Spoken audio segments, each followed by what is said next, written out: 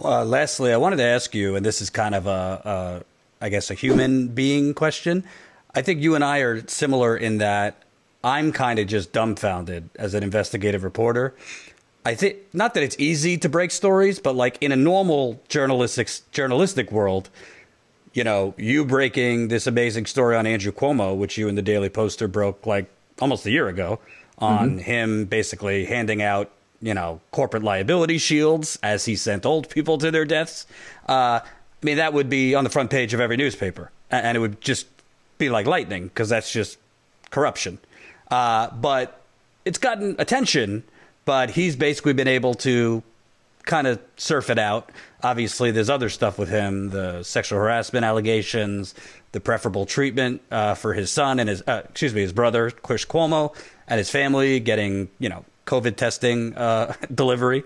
But I wanted to ask you, kind of as an investigative journalist, it's got to be frustrating when you break these stories. It's frustrating for me on the Flint end of things. I've been working on Flint. You're breaking great stories, but the media kind of like, all right, they talk about it, but like they don't actually cover it as a corrupt story. So I wanted to ask you, you know, just your thoughts from the journalistic end. You broke a major story, but because the media didn't really take that and apply much pressure onto him on the nursing homes, he's still there.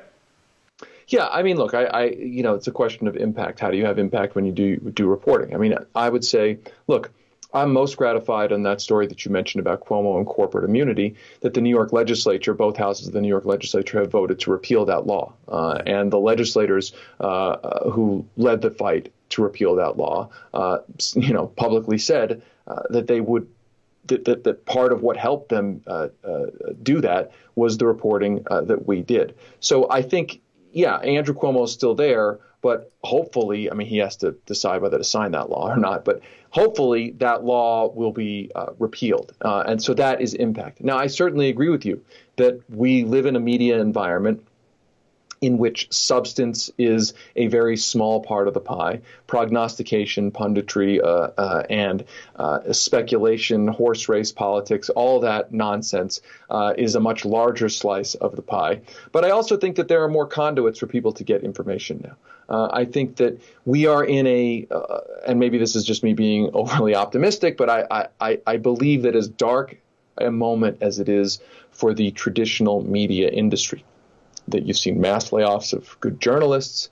You've seen a corporatization, even more so than there had been in the past, a corporatization of the media. I think we are also seeing alternative channels. I mean, we're on one right now. We're communicating on one right now. I mean, you know, the journalism outlet I've set up, that's one small piece of hopefully a larger movement to create a more independent and vibrant press. I am encouraged by that. I don't think it's going to change overnight. Look, I know everyone is hoping and always looking for, you know, a kind of silver bullet solution, a really quick solution.